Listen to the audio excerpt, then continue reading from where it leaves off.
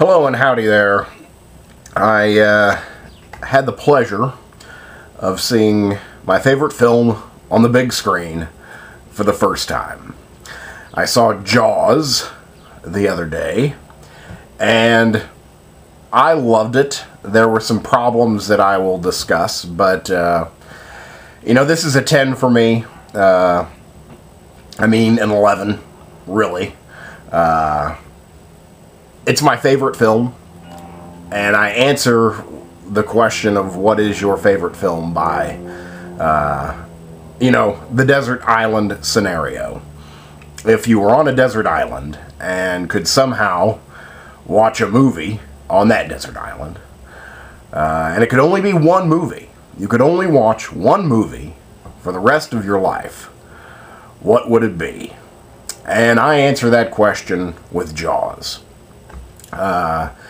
You know, it gets better every time I see it, and it stays just thrilling.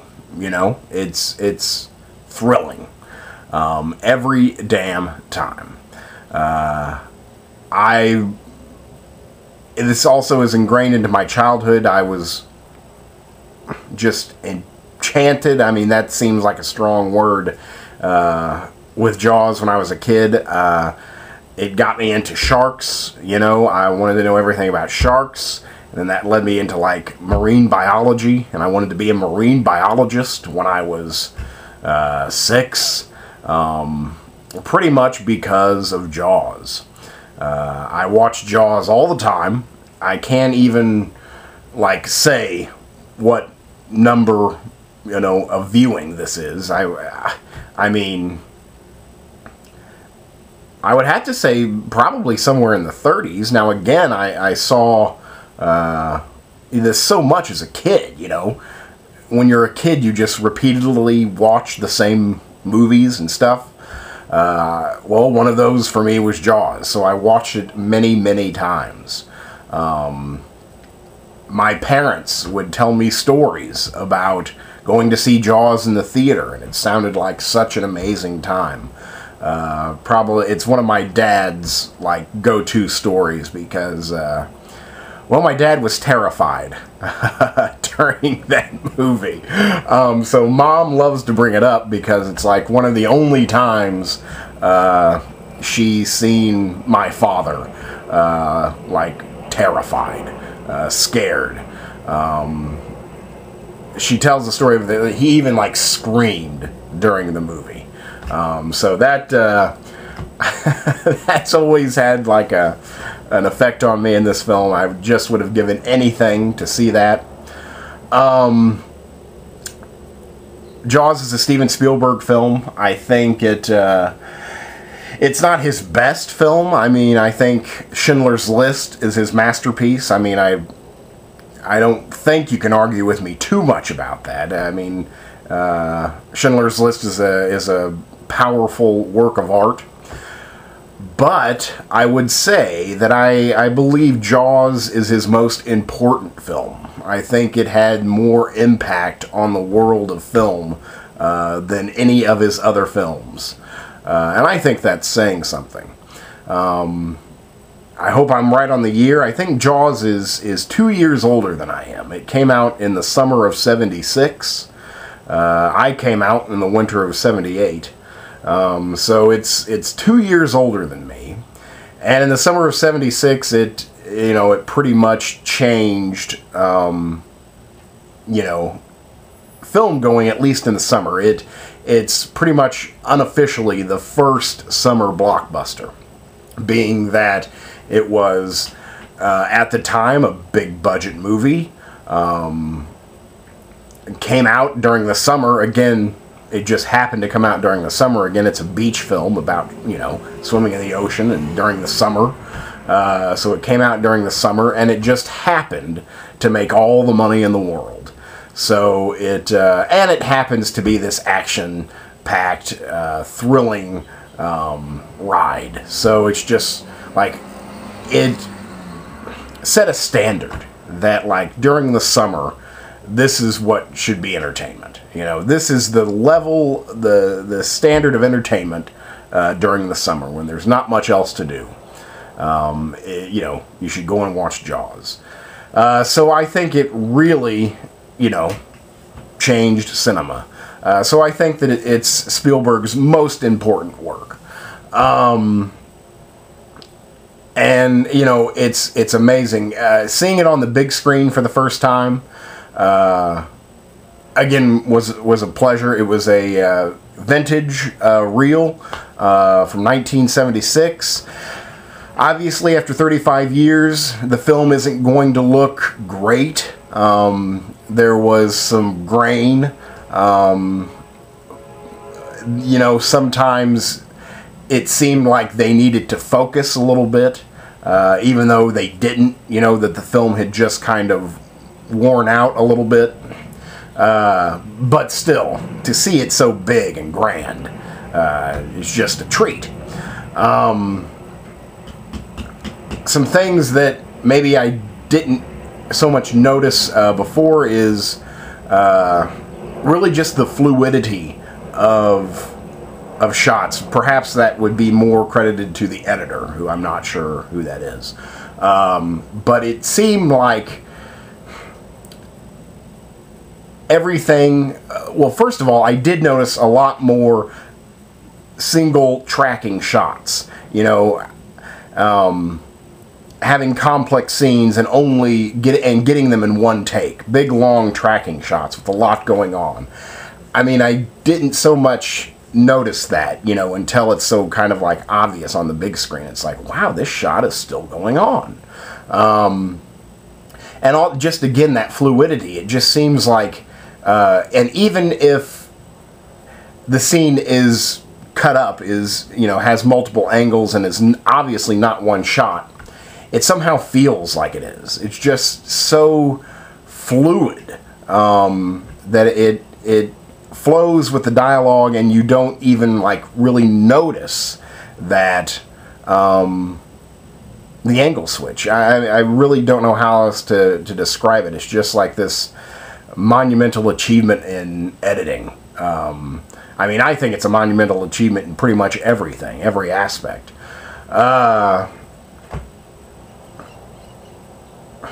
Jaws is about a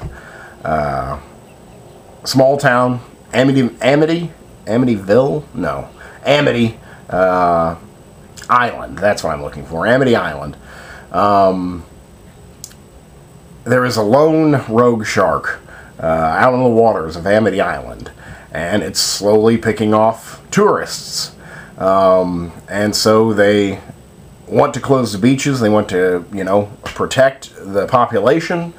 So it's about, you know, what that town, you know, how that town needs the business, how it needs that beach. I mean, as I sit here and describe it, it's like, by now, 35 years later, like so cliched. It's like everyone has just copied Jaws. And maybe it had some influences before, but I can't think of what they are. But now it just seems like, okay, like I shouldn't have to tell you what Jaws is about, because you've seen Jaws 100 times, even if you've never seen Jaws. The film stars Roy Scheider, Robert Shaw, Richard Dreyfuss. Those are the three big names. Those are pretty much the names on the poster. All the acting is amazing. This pretty much launched Richard Dreyfuss's career, for, you know, what that's worth. This is, I think, still the only Robert Shaw movie I've seen, and I can only put him in another. I know he's in Das Boot, but I've never seen Das Boot. But Robert Shaw is amazing here. Roy Scheider is really good. This is pretty much the only thing that I really know Roy Scheider from. That's not a TV show. All the acting is fantastic. Perfectly cast. Perfectly cast. This film, and it really is one of the reasons I love the film, is I think this has one of the greatest scenes ever filmed. And it's the scene when they're on the Orca. They're out trying to catch Jaws. And they have this... They've already gone to battle, you know, somewhat. They already know what they're up against. Perhaps in a way they've already lost a little bit of hope. And now they're just trying to, you know, survive and to lighten the mood. And they have this conversation where, again, you talk about seamless... Just, I don't, you know, I can't even describe it. You know, I can't even describe what's happening. You know, it's just perfection, I think. Where it starts off as this, you know, they're comparing scars and telling, like, war stories and having a good time, singing songs. And then it just kind of flows into this... very long monologue by Robert Shaw. And the thing is he's, at that point, not his character. Robert Shaw was actually on the USS Indianapolis. He is telling that story from his life. So I think that, I think that's probably why it makes such an impact, is because technically he's not acting. In that moment, he's just sharing. I mean, we are seeing honesty. We are seeing truth up there on the screen. You know, with a extremely skilled actor delivering a story that he's probably, you know, told 1,000 times and has probably lived in his head 1,000,000 times. So it gives the scene this otherworldly, ethereal feeling. And again, I think it's the single greatest scene of film history. You know, it doesn't get better for me. And it's like you could have that scene and just be moved by that. But yet you have this incredible movie that surrounds it. The music, obviously, is iconic. You've got a John Williams score with pretty much 2 notes repeated. Hearing it on, you know, the theater surround sound, that, you know, gorgeous theater sound was amazing. You know, just immediately puts you there. What's so funny is, again, I've seen this movie countless times, and I imagine that everyone else in the theater... there weren't many young people, you know. I think, like, as far as I could tell, I thought the youngest people would be at least in their, like, mid to late 20s. You know, it was mostly an older crowd. Again, this was kind of considered an event. You know, they charged extra. You know, they advertised it a lot. So it brought out, you know, a different kind of crowd, I think. You know, well, but definitely fans, you know, definitely fans. You could tell that pretty much everyone in the theater had, you know, no one was seeing this for the first time. But yet, the crowd was reacting, you know, as if, you know, they were seeing it for the first time. And you can't help it. I mean, you're there, and it's just... it's, you know, jarring at some points. It just sucks you into this world. You're just immediately sucked into the world, and when you're there, no matter how many times you've been there, you know, you still feel. One lady was screaming, and I mean, like, outright screaming whenever she saw the shark. I mean, I don't know if she maybe had a phobia of sharks or something.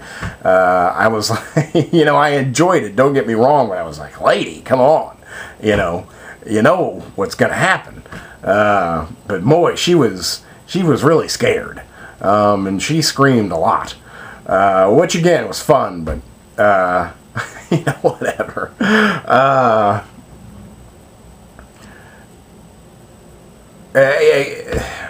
I don't know what else to talk about. You know, everything for me. One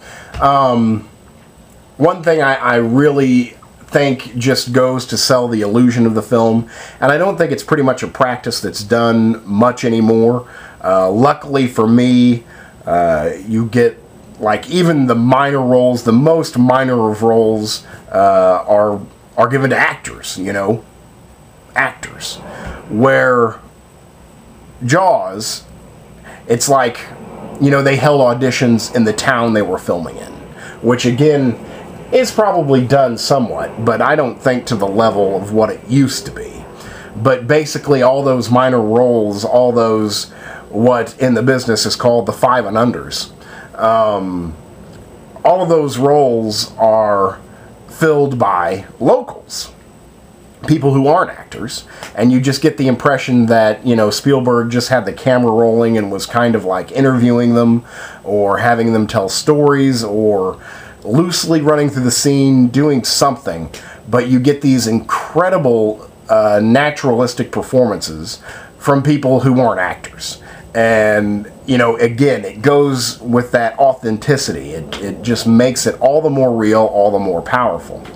And you know, again, it takes you there. And it's funny just because you're seeing these people who obviously, you know, haven't been in movies, aren't actors, will never be in a movie again, and, you know, they absolutely nail their performances.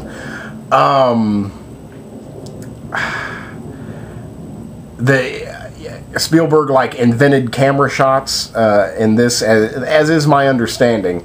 You know, like at the first camera shot, or at the first, I guess it's the second killing, but the first one in broad daylight, and the scene that's always stuck in my mind, where Jaws eats the boy on the raft. You know, I believe it's, you know, technically the second death of the film. But it happens in broad daylight on a crowded beach. He eats the boy on the raft. And you see the attack from far off, and man, seriously, that image is ingrained into my subconscious, and seeing it on the big screen for the first time was like seeing it for the first time. And something about it is disturbing to me. One, you get to see the scale of Jaws, like, for the first time, and you just see that this massive thing is eating this child. But anyway, at that scene, the camera goes to Roy Scheider, and again, I'm trying to describe something that shouldn't be described, but you know, you get closer to the face of Roy Scheider, but yet, like, everything in the background is, I don't know, moving away. Again, it's kind of hard to describe this visual sensation. Again, Spielberg uses it all the time, which is his right. Again, I'm saying that he invented that shot. If he didn't invent that shot, then please tell me who did. But he got the effect by moving the camera in while zooming out. Like, you start the shot by being zoomed all the way in on the face, on your subject, and then move the camera in fast while simultaneously zooming out. And it gets this, you know, this, I don't know, off-putting effect that immediately describes the emotion that he must be feeling right there. I mean, Spielberg nailed it, you know, with that shot. It immediately conveyed what's going on, the sensation that must be like. And again, Spielberg uses that shot, and honestly, everybody uses that technique and that shot from time to time, but Spielberg uses it a lot. Again, I feel, since he invented it, he has that right. Again, so it's like, you've got this camera shot that's invented for this film. And again, the fluidity of the direction, it just really impressed me this time. I mean, like, I never really noticed it so much until the screen was just ginormous. I'll have to say it was kind of bittersweet. Just, you know, I'm trying not to think too much about it. There were, especially in the last half, there was a lot of audio and projection problems. People booed. You know, a guy stood up and turned around and yelled at the projection booth. Like a group of 6 or so people like stood up and was like, we're going to get our money back, you know, blah, blah, blah, blah, blah. You know, this is ridiculous. So it wasn't a flawless screening, you know. There were some issues. There were some technical issues, definitely. And, I mean, even for me, this is my favorite film, and, you know, I told myself that because the audio, the projection problem, I kind of understand. Again, you're dealing with a piece of film that's 35 years old, perhaps even like 36 years old. So there's obviously going to be some projection issues, some print quality issues, but the audio is what's really heartbreaking, especially with, you know, I think sound is most important to a film. You know, if you don't have that, or if something's wrong with the sound, it immediately takes you out of it, and there's just no getting around it. And it was just like this, like that was the sound. And so you'd have to sit there and watch the movie while was going on, and it was maddening. And I told myself that if this, sadly, it was going when, like, the confrontation with Jaws first starts, and he delivers the iconic line, "We're gonna need a bigger boat." You know, when he was saying that, it was going, and, you know, it's just ridiculous. Especially when you pay $25 to see a movie, and, you know, it's supposed to be this event, and it gets fucked. I told myself that if that sound was going on during, you know, again, my favorite scene in film history, that I would get up, and that I would demand my money back. As a note, instead of giving people their money back, and if people were unsatisfied, they did not give money back. They instead showed the film again. So if you were unsatisfied with that showing, they agreed to show the film again. So I halfway considered, you know, staying again to watch it, you know, twice in a row. I did not, primarily because I was hungry and I needed to eat, and that second showing, that encore, would have gotten out at, like, you know, past 1 in the morning, and, you know, you just can't eat then. So whatever, I was too hungry to watch Jaws again, but they did, due to all the problems, just showed the film again and promised that, you know, they learned from their mistakes and it wouldn't happen again. So a little bittersweet, slightly bittersweet, but, you know, I tried not to let that, you know, affect my viewing of my favorite film. So now I've rambled for 23 minutes, and my camera cuts me off at 25, so I might as well just end it up. I mean, it's Jaws, it's a 35-year-old movie, it's getting an anniversary Blu-ray release. Oh, one thing I thought was fascinating. You know, this is like a 2-hour movie, 2-hour, 10-minute movie. Again, summer blockbuster, who knows how many people worked on this film. Jaws has practically no credits. No credits whatsoever. I mean, it has the opening credits, it tells the cast, it tells, you know, the music by, directed by, whatever. It has the opening credits, and it has, like, 0 end credits. It's like old school, like that way. It has all the opening credits, and, like, it says the end or whatever, and, you know, that's pretty much it. There's no ending credits, and I thought that was fascinating. Like, how could such a complex film have no credits? And I also thought it was funny that at the end, it had an advertisement for Universal Studios, theme parks. It's like, when in Hollywood, visit Universal Studios. And it has the tram. Again, it was like this 35-year-old advertisement for Universal Studios, and I thought that was hilarious. So anyway, that's Jaws. It's my favorite film. It's an 11, you know, a 10 for me, whatever. If you've never seen Jaws, I don't know, something's wrong with your life. So get on it. Thanks.